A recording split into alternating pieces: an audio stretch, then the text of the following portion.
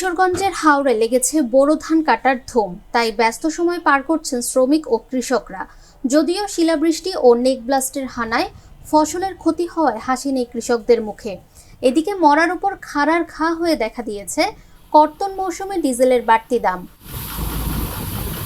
আগামী কয়েকদিনের মধ্যে অতি ভারী বৃষ্টিপাত ও আকস্মিক বন্যার আশঙ্কায় ফসলের সম্ভাব্য ক্ষয়ক্ষতি এড়াতে হাওরের ৮০% জমির পেকে যাওয়া বোরো ধান দ্রুত কেটে ফেলার জন্য কৃষকদের জরুরি নির্দেশনা দিয়েছে কৃষি বিভাগ। বোরো ধান কাটতে এই ব্যস্ততা কিশোরগঞ্জ জুড়ে এখন যেন উৎসবের আমেজ। মৌসুমের শুরুতে হানা দিয়েছিল নেক ব্লাস্টার, আবার ফলন মৌসুমে কয়েক দফায় শিলাবৃষ্টিতে ফসলের ব্যাপক ক্ষতি হয়। এদিকে নতুন সংকট হিসেবে দেখা দিয়েছে ডিজেলের বাড়তি দাম, তাই বেগ পেতে হচ্ছে ধান কাটার আধুনিক কৃষি যন্ত্রপাতির ব্যবহারে। তেল সংকটের কারণে সবকিছুরই দাম বাড়ছে। বর্তমানে যে ডিজেলের যে সংকট, এই সংকটে বা দাম বৃদ্ধি, এই হিসাব করলে আমরা ধান আনা মড়াই করা আমাদের খুব কষ্ট করিতেছে, মানে উদ্রগতিতে আমরা এগুলা করতে হইতেছে।